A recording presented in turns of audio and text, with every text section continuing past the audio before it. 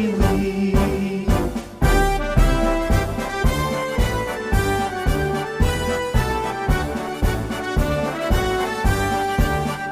Bulatkan tekad, kuatkan hati, negeri ini memanggilmu kawan.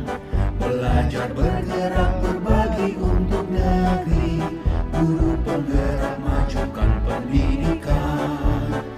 Guru penggerak menghamba pada murid, kreatif rancang pembelajaran. Hargai potensi, tingkatkan prestasi, lahirkan profil pelajar Pancasila. Belajar, bergerak, berbagi untuk negeri, kita menjalin kolaborasi. Belajar, bergerak, berbagi untuk negeri, demi bakti Pertiwi. Belajar, bergerak, berbagi untuk negeri, kita menjalin kolaborasi. Belajar, bergerak, berbagi untuk negeri, demi bakti pada Ibu Pertiwi. Demi bakti pada Ibu Pertiwi.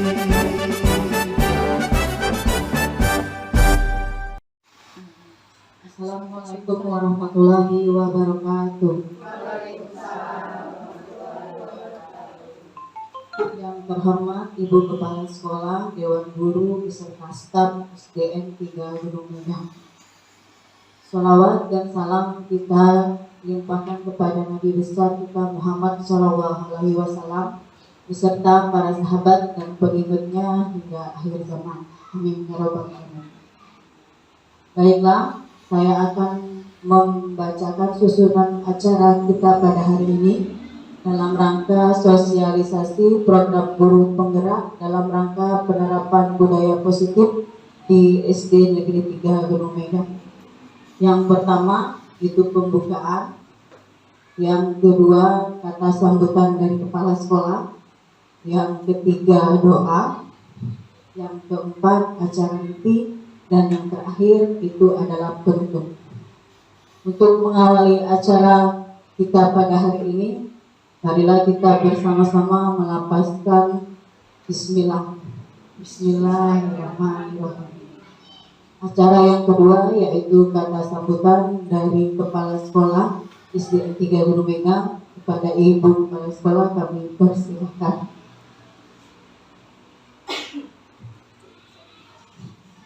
Assalamualaikum warahmatullahi wabarakatuh. Waalaikumsalam.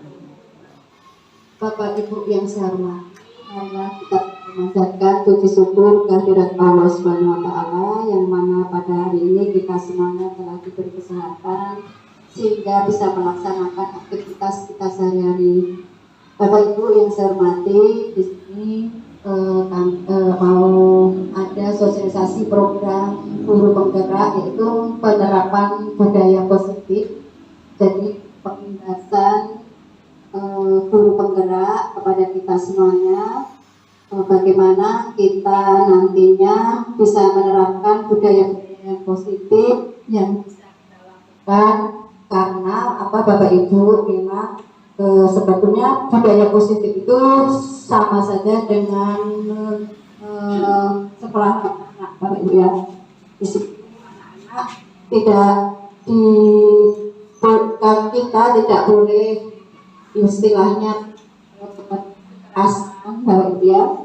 Jadi kita harus membudayakan anak itu dengan positif. Misalnya kalau melakukan ada PR, jangan sampai ada sanksi yang memberatkan anak-anak kita. Karena kita ini sudah melaksanakan kurung merdeka ya, jadi memerdekakan anak. Apalagi nantinya kalau kita sudah pakai kurikulum merdeka dalam melaksanakan kurikulum nanti, itu kita membiasakan anak berbudaya, anak-anak itu dimerdekakan, bukannya kita terus bebas tidak belajar, tapi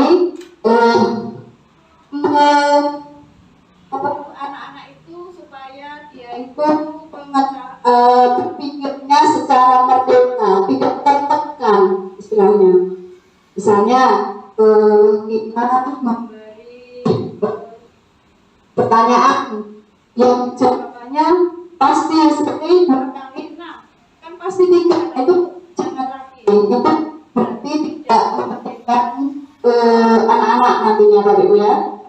Tapi kita harus memerdekakan, misalnya yang kita kasih pertanyaan yang jawabannya 6, nah anak-anak kan bisa berpikir nanti. Nah itulah cara memerdekakan anak nantinya. Nah itu nanti bisa jelas oleh yang melaksanakan penggerak Bapak Ibu ya, bisa dijelaskan karena kita penindasan, kita perlu juga belajar karena nantinya kita akan memakai kurikulum merdeka. Mau tidak mau kita harus pakai kurikulum merdeka nantinya. Jadi 3 bulan itu sudah kalau bisa ya kita tinggalkan, kita pakai kurikulum yang sudah ada ini nanti itu kemudian yang penjelasan saya nanti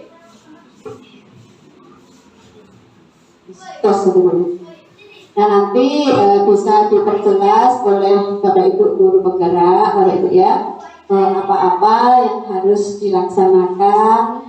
Minimal sudah ada pengimbaskan, memang harus diimbaskan Bapak Ibu ya, memang harus diimbaskan ya.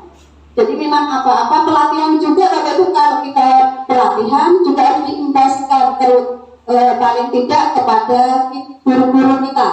Nah itu paling tidak pada guru-guru kita, jadi harus ada pengimbasan. Itu aja Bapak Ibu ya. Mungkin daripada nanti lama ya, hanya itulah yang saya sampaikan. Saya mohon maaf kalau ada kata-kata salah, ada kata-kata yang tidak enak kita dengar, ya saya minta maaf kepada Allah. Saya mohon ampun. Saya akhiri, wassalamualaikum warahmatullahi wabarakatuh.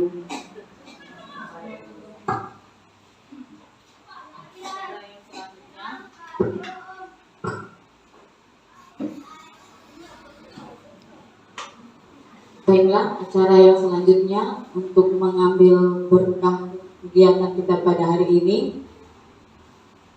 adalah doa yang akan dipimpin oleh Bapak Herman Effendi.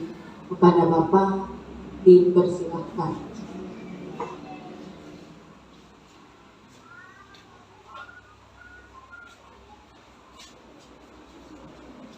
Tersebut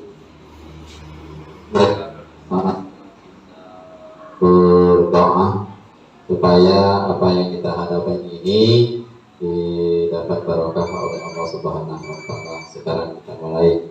Yang pertama kita buka dengan surat Al-Fatihah dulu. Ila hadatin Nabi Mustafa Muhammad sallallahu alaihi wasallam wa ala alihi wa sahbihi kiramil Fatihah. A'udzu billahi minasyaitonir rajim. Bismillahirrahmanirrahim. Alhamdulillahirabbil alamin arrahmanir rahim maliki yaumiddin. Iyyaka na'budu wa iyyaka nasta'in. Ihdinas siratal mustaqim. Shiratal ladzina an'amta 'alaihim ghairil maghdubi 'alaihim waladdallin.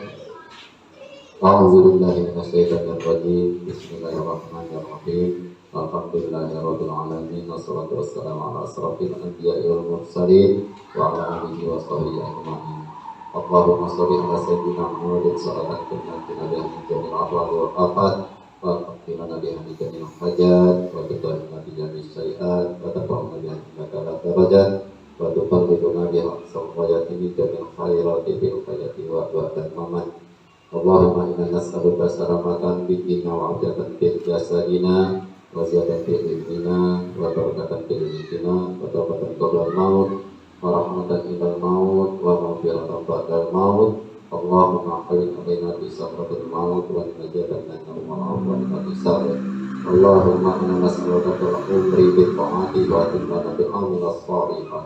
Allahumma ya Allah ya Tuhan kami, pada siang hari ini ya Allah kami bermunajat kepadamu. Semoga apa yang kami laksanakan, yaitu sosialisasi program guru penggerak pada hari ini, akan bermanfaat dan dapat diteruskan kepada anak didik kami. Semoga harapan bangsa ini menjadi lebih baik, Allah.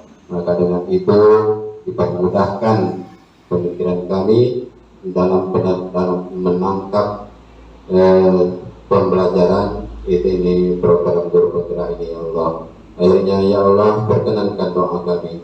Rabbana zalamna anfusana wa illam taghfir lana wa tarhamna lanakunanna minal khasirin. Rabbana atina fid dunya hasanah wa fil akhirati hasanah wa qina adzabannar. Subhanaka rabbil izzati amma yasifun. Wassalamu ala mursalin walhamdulillahi rabbil alamin.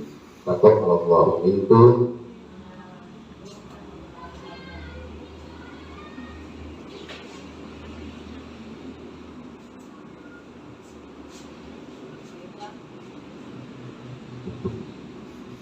Baiklah, acara inti yaitu sosialisasi penerapan budaya positif di SD Negeri 3 Gunung Mingga yang akan disampaikan oleh Ibu Pina Harpenada, guru penggerak Angkatan 7 Kabupaten Muara Enim, Sumatera Selatan. Kepada Ibu Pina kami persilahkan.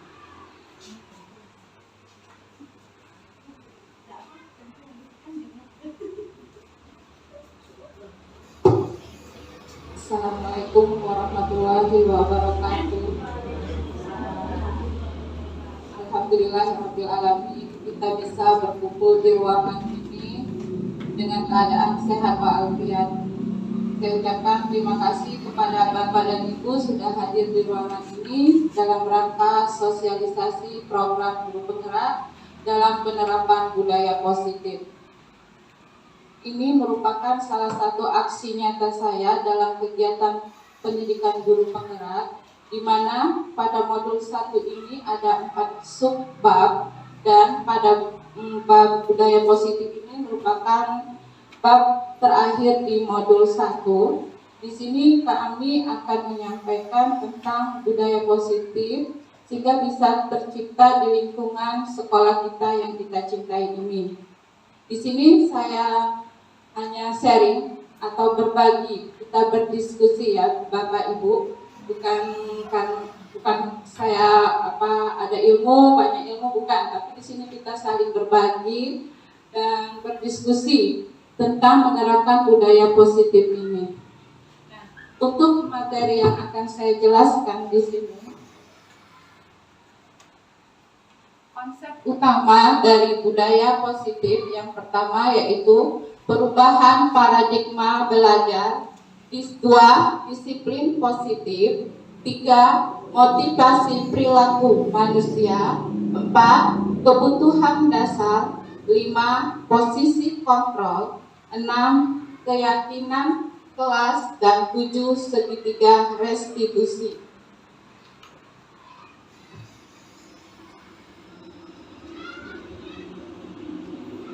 Pertama kita akan bahas tentang perubahan paradigma belajar. Mungkin Bapak Ibu sudah pernah mendengar apa itu paradigma belajar. Apalagi kita sekarang sudah menuju ke profil pelajar Pancasila. Bapak Ibu sudah tahu ada 6 pilar dalam profil pelajar Pancasila ya. Yang pertama apa Bapak Ibu? Pertama itu beriman dan bertakwa kepada Tuhan yang Maha Esa. Yang kedua berkebinekaan global, 3 bergotong royong, kreatif, mandiri, dan bernalar kritis. Yang itu maka anak didik kita arahkan ke 6 pilar tersebut. Apa itu paradigma baru? Paradigma baru itu adalah pembelajaran. Paradigma baru merupakan pembelajaran yang berorientasi pada penguatan kompetensi dan pengembangan karakter yang sesuai dengan nilai-nilai Pancasila. Itu yang dimaksud dengan paradigma Bapak Ibu. Nah, pembelajaran paradigma baru ini memastikan praktik pembelajaran yang berpusat pada murid. Di sini setiap pembelajaran itu kita pusatkan pada murid. Seorang guru itu atau pendidik, kita kata Ki Hajar Dewantara, guru itu menghamba pada murid, ya. Jadi murid itu merdeka belajar sesuai dengan minat dan bakat siswa. Dalam paradigma belajar ini ada 2, yaitu paradigma yang belajar secara di dalam dan di luar kelas. Di dalam kelas atau intrakurikuler Ini adalah proses pembelajaran secara berdiferensiasi, di mana pembelajaran itu sesuai dengan kebutuhan siswa. Bapak Ibu, untuk yang di luar kelas atau kurikuler dan ekstrakurikuler ini sesuai dengan bakat dan minat siswa yang kita kembangkan. Apa yang jadi minat siswa kita kembangkan. Lanjut Bapak Ibu. Nah, perubahan paradigma. Sekarang Ibu, Bapak, saya berpasangan. Bapak Ibu genggam tangan kali. Bapak Ibu, anggap di dalam genggaman tangan Bapak Ibu ini ada sesuatu yang berharga. Berharga sekali dalam kehidupan Bapak Ibu. Nah, teman Bapak Ibu yang di sebelahnya, kita bermain dulu ya Bapak Ibu, meminta genggaman tangan Bapak Ibu itu dilepas. Nah, bagaimana cara Bapak Ibu untuk merayu temannya untuk bisa membuka? Apakah dia tetap menggenggam atau bisa membuka? Boleh Bapak Ibu, silakan coba. Mau marah atau gimana? Ini sesuatu yang kebutuhan untuk bisa membuka. Apakah dia tetap menggenggam atau bisa membuka? Boleh Bapak Ibu, silakan coba. Mau marah atau gimana? Ini sesuatu yang kebutuhan kita. Nah, itu sesuatu yang berharga bagi kehidupan kita. Apa kalian Bapak Ibu akan mempertahankan atau membuka dengan segala rayuan wujud penghidupannya? Boleh Pak? Silakan.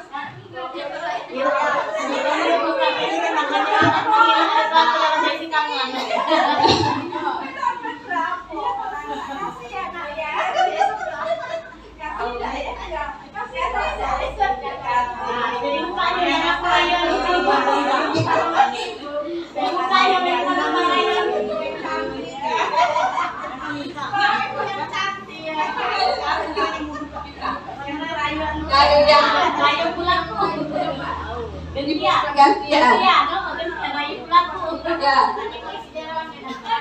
Itu sesuatu yang sangat berharga dalam kehidupan kita. Gantian aja. Sini, pegawai.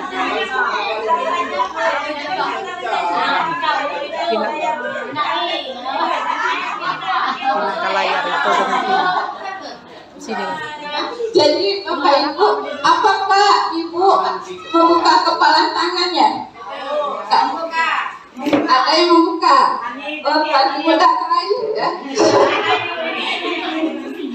Ada yang buka. Mengapa? Alasan itu bisa membuka, ada yang menutup Bapak Ibu. Ingin memberikan sesuatu. Memberikan sesuatu. Ingin berbagi. Ada itu sesuatu yang sangat berharga dalam kehidupan kita. Rela dibuka. Sama yang ada galak buka itu pada pelit.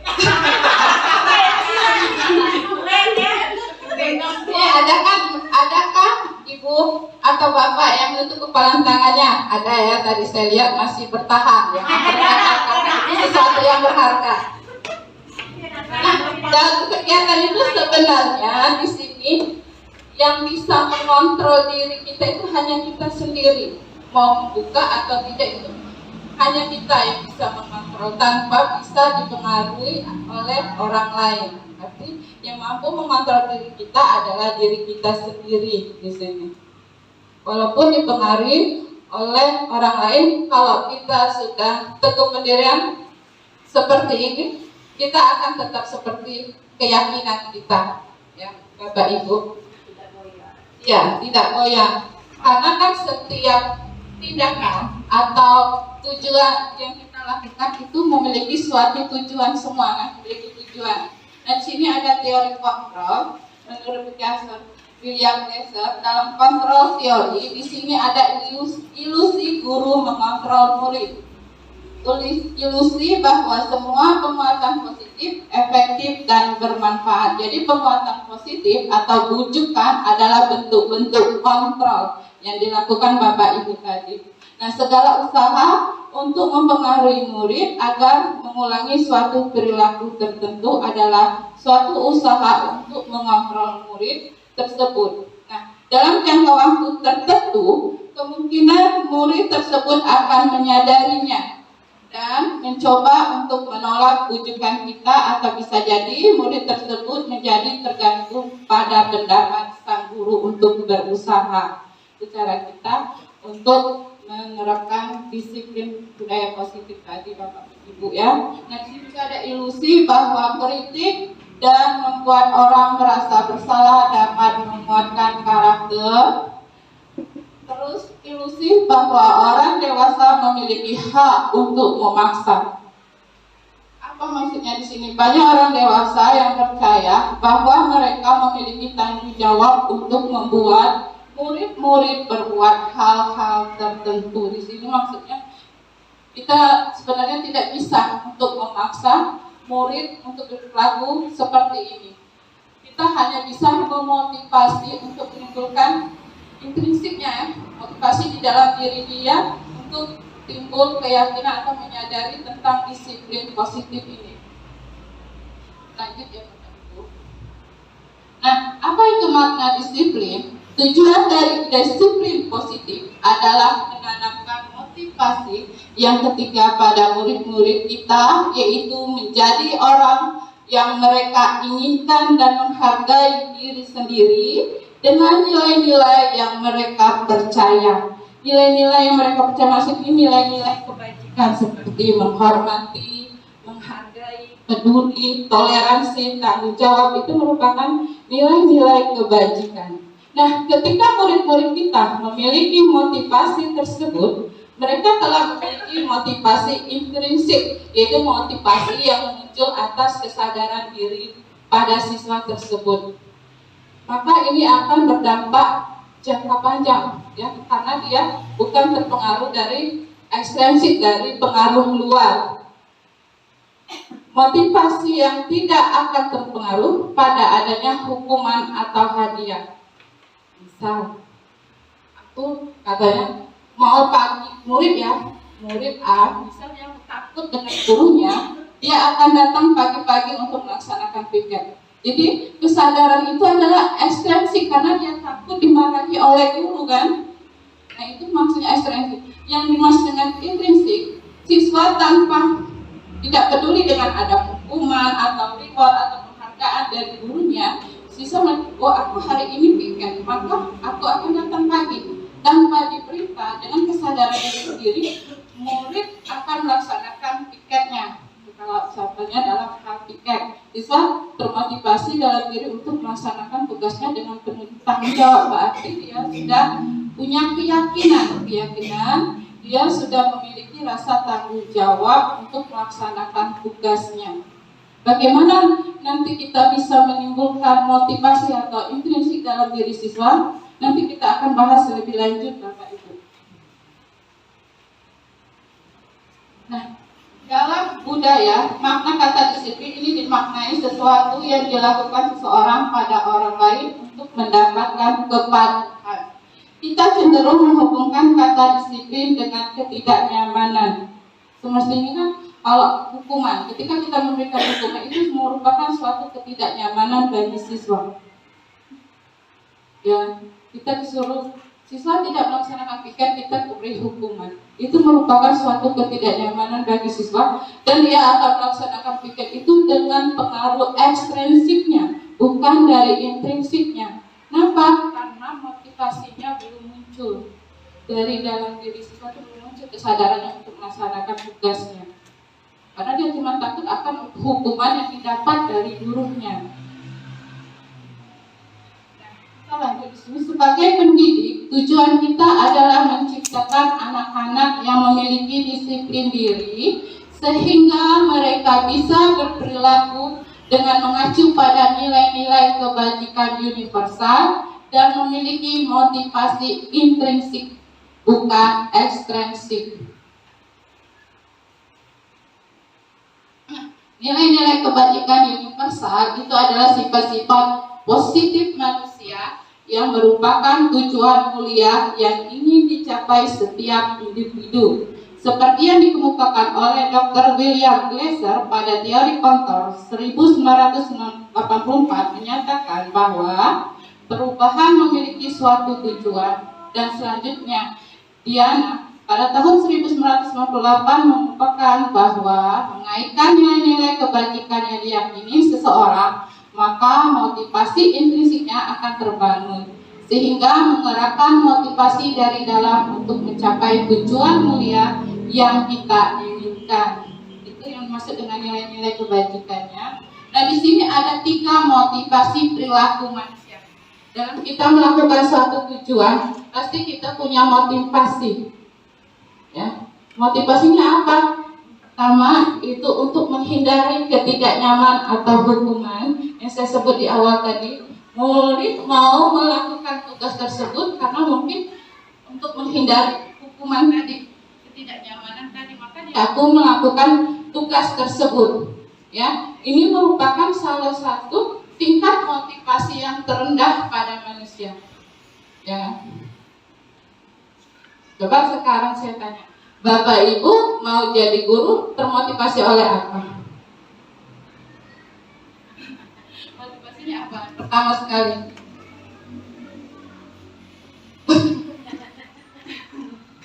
kan alasan setiap kita melakukan suatu kegiatan itu kita mempunyai motivasi, kan? Yang mencerdaskan Anak bangsa. Ya, berarti Bapak Ibu sudah mempunyai intrinsiknya yang muncul, berarti kan itu sedang ingin mencerdaskan anak bangsa, berarti sudah muncul intrinsiknya, kan? Dia untuk mengorbankan waktu sehari-hari untuk menjadi guru agar bisa mencerdaskan anak bangsanya.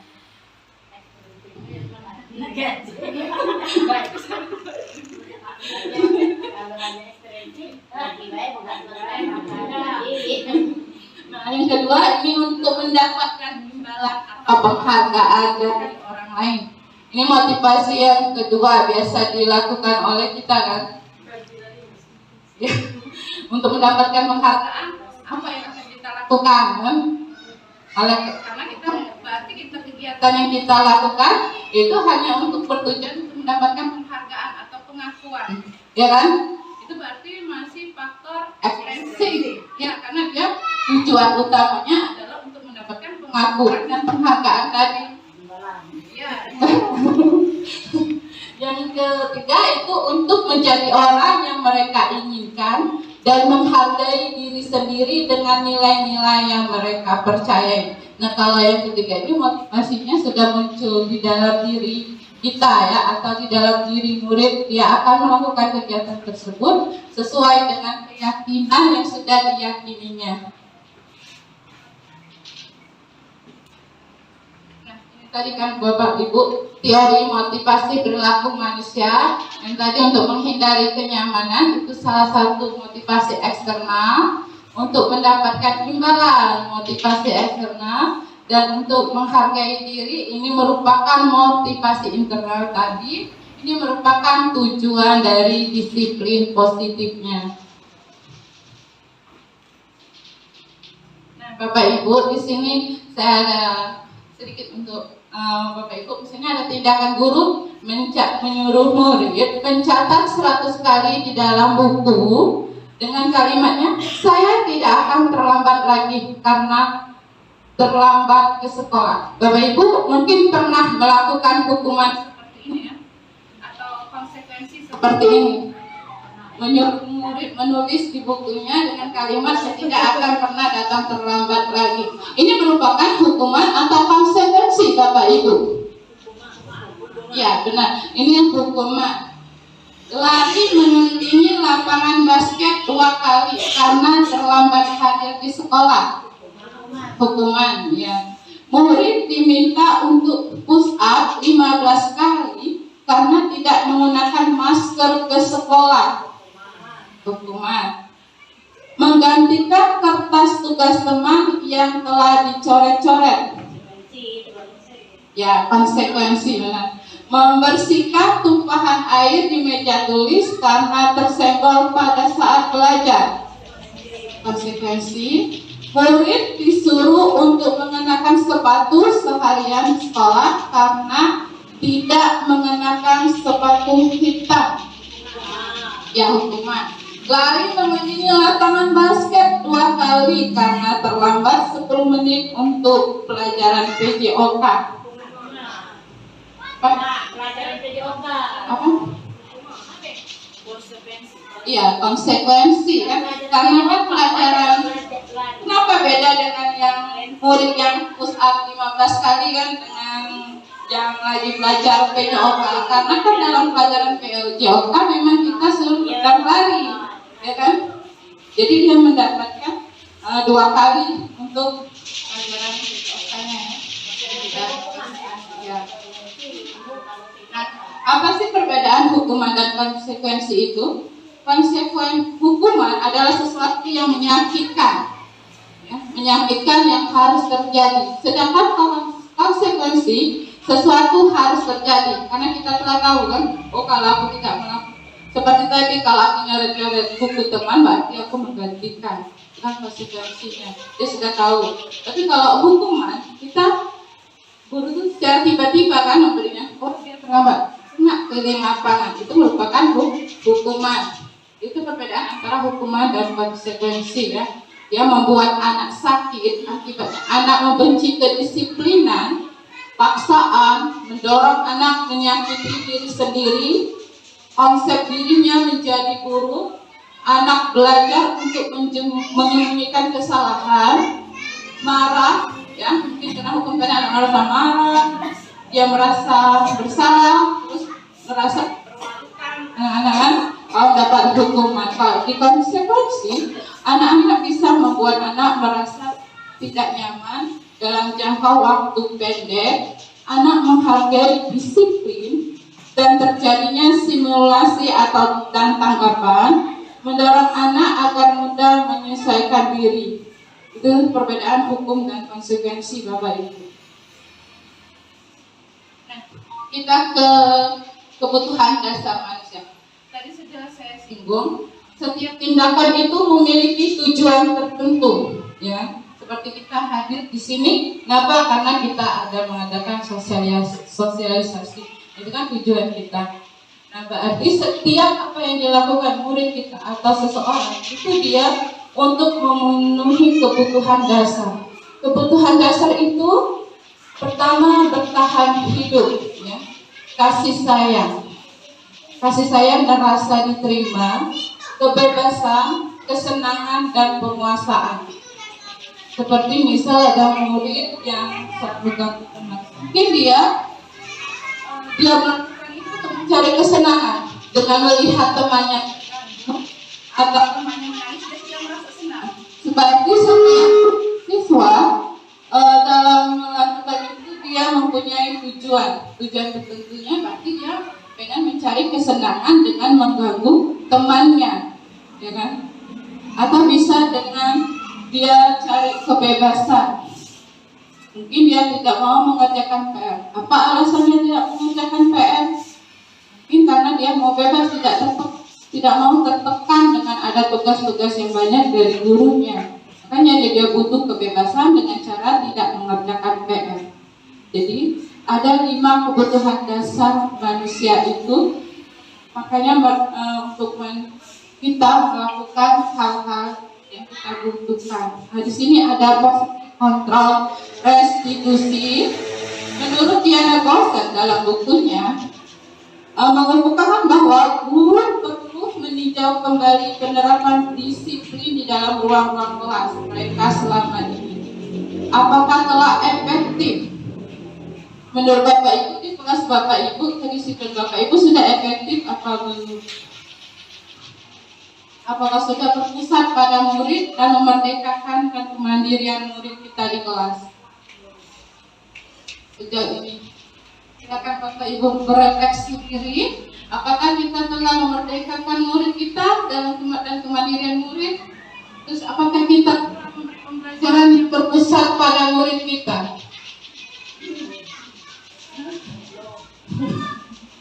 Nah, di sini maka kita diajak untuk bisa menerapkan keefektifan dan berpusat kepada murid sehingga murid itu merasa merdeka, sehingga murid dan juga bisa memiliki murid untuk mandiri dalam melakukan suatu kegiatan untuk bisa membuka. Apakah dia tetap menggenggam atau bisa membuka? Boleh Bapak Ibu silakan coba. Mau marah atau gimana? Ini sesuatu yang kebutuhan kita. Nah, itu sesuatu yang berharga bagi kehidupan kita. Apa kalian Bapak Ibu akan mempertahankan atau menolaknya dengan segala keraguan? Boleh Pak? Silakan.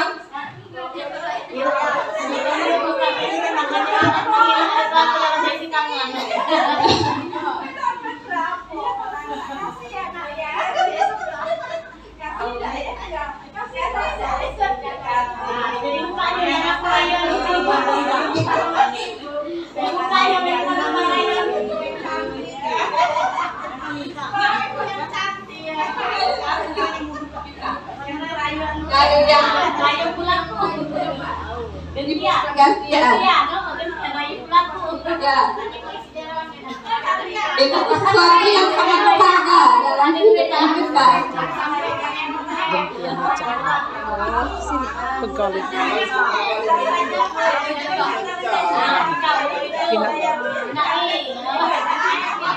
Kita layar itu dengan film. Sini. Jadi Bapak Ibu, apakah Ibu membuka kepala tangan? Itu sudah melakukan hukuman secara verbalan. Kok fisik tadi kita suruh keliling atau push up, itu merupakan hukuman secara fisik. Kalau berpacu dari kata-kata kita, ya. Nah, ini membuat merasa bersalah. Ini posisi yang kedua. Pada posisi ini biasanya guru akan bersuara lebih lembut. Membuat rasa bersalah akan menggunakan keheningan yang membuat orang lain merasa tidak nyaman, bersalah atau rendah diri. Misalnya guru berkata, Ibu sangat kecewa sekali dengan kamu nak. Nah, walaupun dengan lembut tapi kita berkata, Ibu sangat kecewa sekali, berarti kita seolah-olah membuat siswa itu bersalah, ya. Dia merasa bersalah. Nah, berapa kali Bapak harus memberitahu kamu ya? Walaupun kita bicara dengan lembut, tapi dengan kalimat seperti ini, berapa kali Bapak harus memberitahu kamu ya? Gimana coba kalau orang tua kamu tahu kamu berbuat begini? Nah, biasanya posisi seperti ini murid akan memiliki penilaian diri yang buruk tentang diri mereka. Murid merasa tidak dihargai, dia merasa mengecewakan orang-orang yang disayanginya.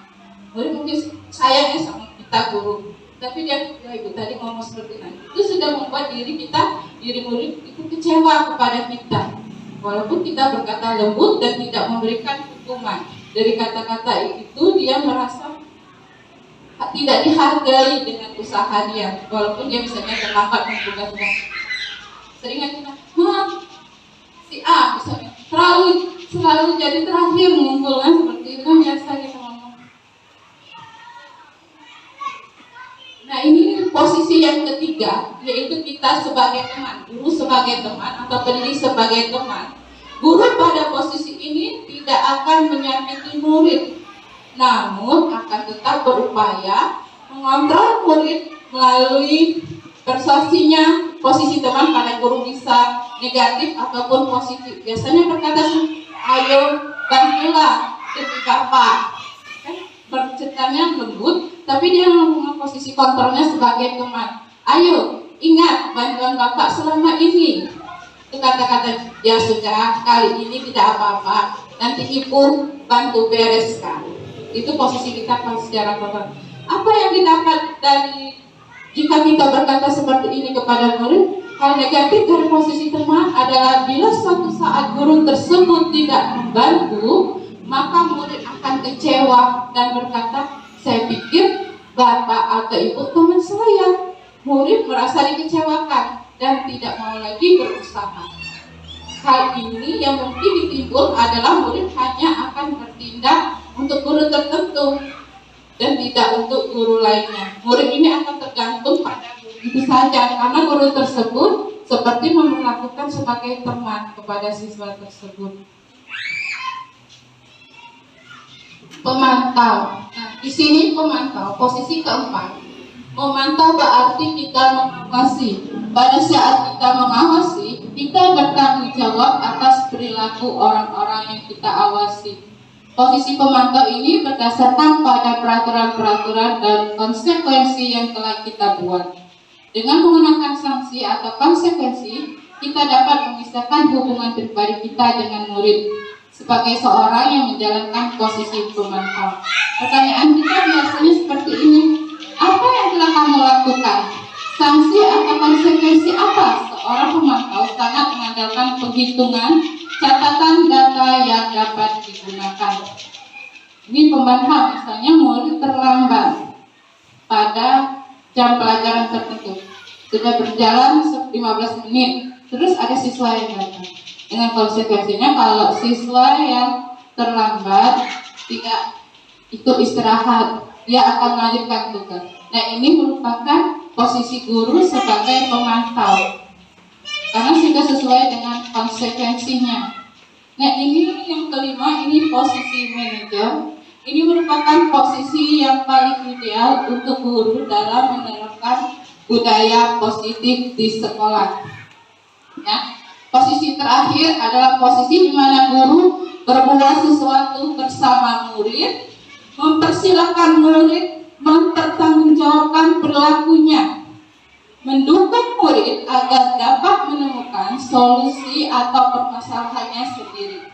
Seorang manajer telah memiliki keterampilan di posisi teman maupun pemantau. Dengan demikian, bila jadi sewaktu-waktu tertentu kembali kepada kedua posisi tersebut. Jadi posisi ini paling ideal karena siswa kita ajak berdiskusi untuk menyelesaikan masalahnya atau maksudnya pelanggaran yang telah dilakukan. Di sini kita bukan untuk menghakimi kesalahannya, tetapi kita akan mencari solusi terbaik agar siswa tidak melakukan kesalahan itu lagi. Bisa kita akan berkata, apa yang kita yakini? Kembali kita ke keyakinan kelas. Di sini Bapak Ibu nanti bisa bikin keyakinan kelas agar bisa menciptakan budaya positif tadi. Apa kamu meyakininya? Nah, itu seperti pertanyaan. Jika kamu meyakininya, apa kamu bersedia memperbaikinya? Jika kamu memperbaiki ini, hal ini menunjukkan apa tentang dirimu? Itu merupakan pertanyaan kita untuk mencari solusi untuk masalah yang dihadapi siswa. Apa rencana kamu untuk memperbaiki hal ini? Tugas seorang manajer bukan mengatur perilaku seseorang. Kita hanya membimbing murid dan mengatur dirinya. Seorang manajer bukannya memisahkan murid dari kelompoknya, tetapi mengembalikan murid tersebut ke kelompoknya dengan lebih baik dan kuat sesuai dengan keyakinan yang dimiliki oleh siswa tersebut. Ini 5 posisi kontrol ya, guru berbuat itu akibatnya apa? Bentuk manajer yang ada 5 posisi kontrol sudah saya jelaskan, ini dikasih Bapak Ibu ya. Nah, seperti ini ya, pernyataan-pernyataan. Saya kecewa sekali dengan kamu. Berarti kita sebagai guru sudah membuat orang merasa bersalah. Kamu tidak pernah benar melakukannya. Itu berarti kita sudah di posisi penghukum. Ayolah, lakukan demi ibu. Berarti kita sudah mengajak siswa itu sebagai kita posisi teman. Apa kamu mau mendapatkan stiker bintang hari ini? Berarti mengejar penghargaan yang kalau dapat stiker, berarti kita pemantau di sini. Nah, kalau posisi manajer, dia selalu berkata bagaimana, karena bagaimana itu kita mencari solusi. Bagaimana kamu bisa menyelesaikan masalah ini? Kamu selalu yang paling terakhir. Itu sudah kata-kata penghukum secara verbal yang dikeluarkan oleh guru. Maka kita kalau dalam mengatasi murid yang melanggar atau tidak mematuhi peraturan, kita bisa menggunakan posisi manajer, di mana kita selalu berkata mencari bagaimana kamu bisa menyelesaikan masa ini. Apa keyakinan kamu? Seperti itu dalam. Nah, di sini sebelum kita untuk melalui tahap sekitar 3 restitusi, kita harus membuat dulu keyakinan kelas. Kenapa harus keyakinan, bukan peraturan? Kamu kan udah buat peraturan kelas saja. Kenapa harus keyakinan? Di sini kita lihat, kalau kita berkendara pakai motor, kita pakai helm, kenapa? Kenapa kita pakai helm? Biar apa Bapak kita pakai helm? Biar aman, keamanan ya, biar selamat. Oke, bisa dalam kita kemarin pandemi kita harus diwajibkan pakai masker, cuci tangan. Itu untuk apa? Ini pasti sehat ya, sehat tapi menjaga kesehatan. Nilai-nilai keselamatan kalau kita pakai helm karena biar kita selamat. Terus kita pakai masker dan rajin cuci tangan tadi biar menjadi sehat. Berarti kesehatan, nilai-nilai keselamatan dan kesehatan inilah yang dinamakan dengan keyakinan. Jadi keyakinan itu adalah nilai-nilai kebajikan universal yang disepakati secara tersirat dan tersurat, lepas dari latar belakang suku, negara, bahasa maupun agama. Nah, dengan siswa atau seseorang sudah meyakini, dia akan termotivasi atau bersemangat dan tergerak untuk melakukan hal tersebut. Dia semangat, oh kalau sehat dari pandemi ini, maka aku rajin cuci tangan dan pakai masker. Biar aku selamat berkendaraan motor, aku akan pakai helm. Nah, itu dia sudah mempunyai keyakinan. Karena dengan keyakinan yang muncul dalam dirinya, dia termotivasi, bersemangat, tergerak untuk melakukan keyakinan tersebut daripada peraturan tadi. Peraturan yang tidak bermakna, merasa mereka terpaksa untuk melakukannya. Nah, dalam pembentukan keyakinan sekolah atau kelas, kita bersama mendiskusikannya. Apa keyakinan yang diyakini oleh murid-murid? Misal katanya saling menghormati, saling menghargai. Nanti kita diskusikan dengan murid bersama di kelas. Setelah dapat kita ketik nanti. Ya, kita ketik, kita print. Kita kasih, oh ini keyakinan kelas kita. Dengan ada keyakinan kelas, murid yakin, oh saya menghargai teman kelas ini seperti yang sudah saya buat untuk di kelas. Ini keyakinan kelas, anak-anak menulis keyakinan mereka apa. Terus saya suruh tempel di papan tulis keyakinan mereka masing-masing. Buat setelah itu kita rangkum keyakinan mereka semua, kan mungkin ada yang sama. Ini jadi keyakinan kelas 6A. Mereka meyakini bahwa sangat penting untuk saling menghargai dan menghormati semua orang dan barang milik orang lain. Kami meyakini bahwa sangat penting untuk mengerjakan segala pekerjaan dan mengikuti kegiatan. Ini ada 5 keyakinan di kelas 6A. Mereka, kalau ada yang melanggar, kami lakukan dengan segitiga restitusi dengan posisi manajer tadi. Di sini ada segitiga restitusi untuk menyelesaikan masalah yang sedang dihadapi murid. Apa itu restitusi? Restitusi adalah proses menciptakan kondisi bagi murid untuk memperbaiki kesalahan mereka, sehingga mereka bisa kembali pada kelompok mereka dengan karakter yang lebih kuat. Ada 9 ciri-ciri restitusi, yaitu bukan untuk menembus kesalahan, namun di sini kita akan belajar dari kesalahan, memperbaiki hubungan, tawaran, ya. Jadi kita sadar melakukan restitusi itu kita melakukan tawaran kepada siswa. Apa yang akan mereka lakukan dalam memperbaiki masalahnya? Restitusi itu menuntut untuk melihat ke dalam diri. Restitusi mencari kebutuhan dasar. Kebutuhan dasar tadi kan 5. Apa yang mereka melakukan tindakan tersebut? Apa mereka mencari kesenangan? Apa mereka untuk bertahan hidup sehingga mereka melakukan tindakan tersebut? Restitusi diri adalah cara yang paling baik. Restitusi fokus pada karakter, bukan tindakan. Restitusi fokus pada solusi untuk menyelesaikan masalah pada murid kita. Restitusi mengembalikan murid yang berbuat salah pada kelompoknya. Ini 9 ciri-ciri restitusi. Nah, ini dimaksud dengan segitiga restitusi. Ini dengan posisi manajer yang bisa kita terapkan dalam menerapkan budaya positif di sekolah, yaitu dengan cara yang pertama kita menstabilitaskan identitas. Terus kita melakukan validasi tindakan yang salah. Yang ke sisi selanjutnya kita akan menyatakan keyakinan yang sesudah kita sepakati bersama siswa. Nah, ini sisi yang dasar itu menstabilitaskan identitas. Nah, pada proses menstabilitas Bapak Ibu. Jadi segitiga restitusi yang itu yang paling bawah, dia menstabilkan identitas, di mana kita sebagai seorang guru atau pendidik kita akan mengajukan pertanyaan. Misal yang saya buat di sini, misal kita bertanya, membuatkan misalnya, nah, kenapa kamu melakukan ini? Bu, aku emosi misalnya. Dia mengganggu barang milik aku, rusak. Jadi aku tinju dia. Nah, oh, saya ikut, ya sudah, wajar nak kalau dia buat kesalahan.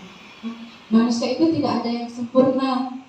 Nah, di sini ibu bukan untuk mencari kesalahan kamu, tapi kita akan bersama-sama memperbaiki masalah kamu nak. Nah, itu salah satu kebiasaan pertanyaan-pertanyaan yang kita ajukan pada tahap menstabilitaskan identitas. Ya. Pada sisi yang selanjutnya, sisi yang kedua, yaitu validitas tindakan yang salah. Di sini kita sebagai guru kita akan mengajukan pertanyaan. Kamu bisa saja bertindak lebih gegabah dari ini, contohnya. Kamu bukan melakukannya tanpa suatu alasan tertentu. Kamu melakukannya karena mempertahankan sesuatu yang penting bagi kamu. Kita tanya kepada anak-anak, kenapa kamu melakukan ini, nak? Dia kata, salbu. Jadi aku emosi, langsung aku tinju. Nah, itu dia, oh jadi, terus kamu puas nak? Ya bu, puas kan. Berarti dia sudah terpenuhi kebutuhannya tadi kan. Kepuasan hati yang senang, dia membalas awalnya tadi dengan ninja tadi karena barangnya dirusak tadi. Oh begitu gitu. Terus kamu merasa kalau sudah meninju teman kamu puas? Iya bu, puas.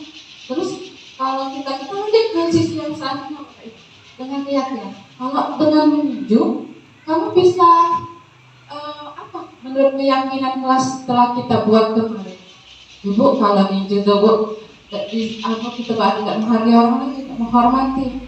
Nah, berarti kamu harus memiliki juga rasa sabar dan rasa menghormati teman kamu, ya kan?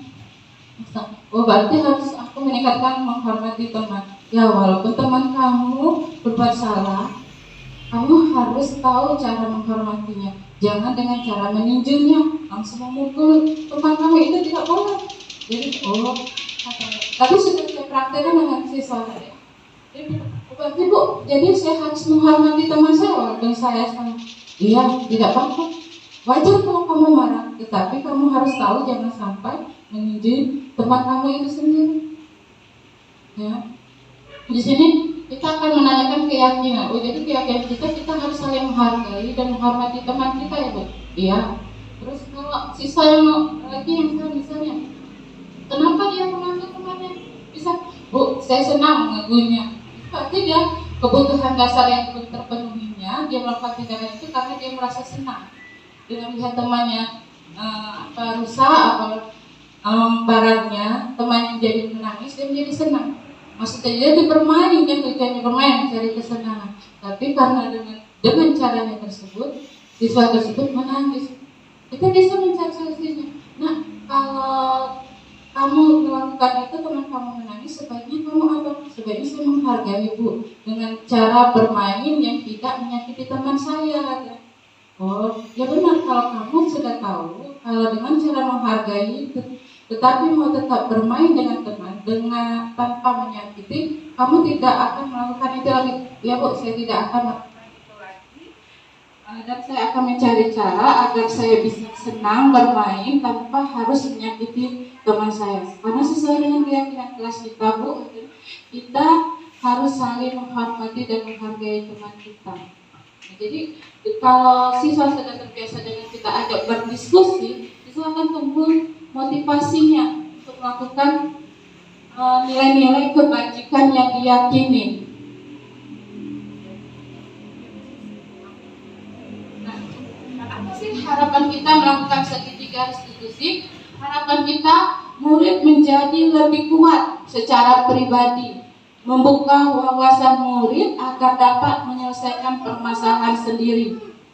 Murid menjadi percaya diri, mandiri, dan merdeka. Dia merasa merdeka, bebas mandiri. Percaya diri karena dia sudah sesuai dengan keyakinan kelas tadi, sesuai dengan nilai-nilai kebajikan tadi. Nah, dengan memahami struktur penerapan segitiga restitusi, kita sebagai guru ini diharapkan bisa menempatkan posisi manajer dengan mengajak siswa diskusi, dengan mengajukan pertanyaan-pertanyaan bermakna kepada siswa. Bu, kalau kita melakukan restitusi dengan posisi manajer, apakah kita ada kemungkinan untuk kembali menjadi posisi pembuku atau teman? Kalau siswa belum siap berdiskusi, kira-kira apa yang Bapak bayangkan? Kalau siswa belum siap untuk diajak berdiskusi, bisa diajak ngobrol. Bisa Bapak Ibu kita kemungkinan kembali ke posisi pemantau kali ya.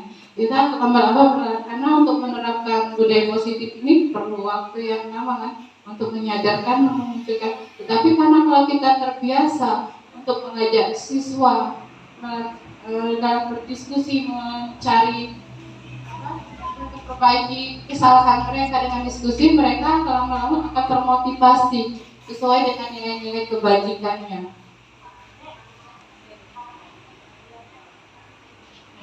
Ini ringkasannya Bapak Ibu ya, buat disiplin positif tadi. Jadi adanya makna disiplin, kebutuhan dasarnya, terus posisi kita sebagai guru, dan kebutuhan apa yang kita butuhkan oleh siswa. Ada 5 kebutuhan dasar tadi Bapak Ibu ya, karena untuk bertahan hidup, karena untuk mencari penguasaan, karena membutuhkan kasih sayang dan perhatian, rasa kesenangan dan kebebasan, ya, segitiga restitusi tadi. Nah, untuk ini sudah, kalau ada yang mau bertanya silakan Bapak Ibu, di sini sudah saya sampaikan semua materi konsep modul budaya positif. Kalau ada yang mau bertanya, kalau saya bisa jawab, insya Allah saya jawab mengenai budaya positif. Waalaikumsalam, Bu. Bintang tahu kenapa Ibu kasih? Kenapa ya? Karena tidak mengerjakan tugas. Karena tidak mengerjakan tugas. Oke, di sini Ibu bukan mencari kesalahan Bintang, tetapi Ibu sama Bintang mau fokus memperbaiki masalah Bintang. Ya. Nah, Bintang punya alasan tersendiri kenapa Bintang melakukan ini. Karena kemarin di rumah ada acara. Jadi Bintang tidak mengerjakan tugas karena di rumah Bintang ada acara. Acara apa, Nak? Acara sunatan. Acara sunatan. Nah, jadi dengan adanya acara sunatan Bintang menjadi lupa dengan tugasnya. Bintang jadi. Menurut Bintang, keyakinan apa yang perlu Bintang tingkatkan? Menumbuhkan rasa tanggung jawab dan harus belajar dengan tekun. Menumbuhkan rasa tanggung jawab dan penuh rasa tekun juga belajarnya ya. Oke, Ibu sangat setuju dengan pendapat Bintang. Itu sesuai dengan keyakinan kelas kita. Jadi, jika ada tugas, apa yang akan Bintang lakukan? Mengerjakannya dengan rasa tanggung jawab dan harus belajar. Ya, Bintang akan mengerjakannya dengan tanggung jawab dan rasa belajar dengan sungguh-sungguh ya. Oke. Nah, sekarang kalau ada tugas dari Ibu, Bintang akan mengerjakan rasa tanggung jawab. Kalau seandainya Bintang lupa, apa yang harus Bintang lakukan? Lebih menumbuhkan lagi rasa tanggung jawab. Bukan lagi rasa tanggung jawab. Maksud Ibu kalau Bintang pulang sekolah tasnya ditaruh. Nah, apa yang biar Bintang tidak lupa dengan tugasnya? Mengambil buku dalam tas dan mengerjakan tugas. Pulang sekolah langsung mengerjakannya dengan penuh Rasa tanggung jawab. ya, sesuai dengan keyakinan kelas ya, Nak, ya. Oke, Bu setuju. Nanti Bintang boleh kembali ke bangkunya. Terima kasih Bintang. Ya. Assalamualaikum Tiki. Tiki tahu kenapa Ibu panggil? Tahu karena saya tadi dengan Bu Alparis. Tiki mengaku Alparis. Baiklah Tiki. Ibu tidak akan mencari atau membahas kesalahan Tiki, Tetapi Ibu dan Diki fokus untuk memperbaiki masalah Diki hari ini. Oke Diki melakukan atau mengganggu alasan. Tentu Diki mempunyai alasan tersendiri bukan? Kenapa Diki melakukannya itu? Karena Diki mencari kesenangan. Dengan mengganggu kawan, Diki merasa senang ya? Iya, Diki senang. Puas nah? Bangga? Oh, terasa bangga. Nah, menurut Diki, berdasarkan keyakinan kelas yang telah kita bikin kemarin, keyakinan kelas apa yang perlu Diki tingkatkan? Menghormati dan menghargai orang lain. Iya, Ibu setuju sekali. Diki harus menghormati dan menghargai orang lain ya, termasuk teman Diki sendiri ya. Nah, Diki mau mencari kesenangan, tetapi Diki harus menghargai orang lain kata Diki kan. Jadi apa yang harus Diki lakukan agar bisa mencapai kesenangan, tetapi tetap menghormati orang lain? Mengajak bermain dan menghormati. Mengajak dia bermain bersama, tetapi tetap menghormati temannya. Oke Diki, baiklah. Jadi Diki kalau mau mencari kesenangan, Diki bisa mengajaknya bermain bersama, tetapi tidak menjahilinya. Kan rasanya kan kata Diki keyakinan menghargai dan menghormati. Oke, Ibu setuju dengan Diki. Baiklah Diki, terima kasih. Silakan kembali ke ruang. Nama saya Bintang Hugo Gomez. Saya akan memberikan pendapat tentang wawancara Bu Pina tadi. Saya sangat bersyukur karena tidak dihukum dan tidak dimarahi oleh Bu Pina. Dan berterima kasih kepada Bu Pina telah memberikan jalan yang baik. Saya Heri, wabillahi taufiq wal hidayah. Wassalamualaikum warahmatullahi wabarakatuh.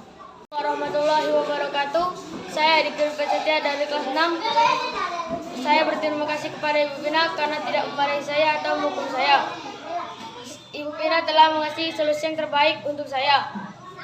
Terima kasih. Wassalamualaikum warahmatullahi wabarakatuh.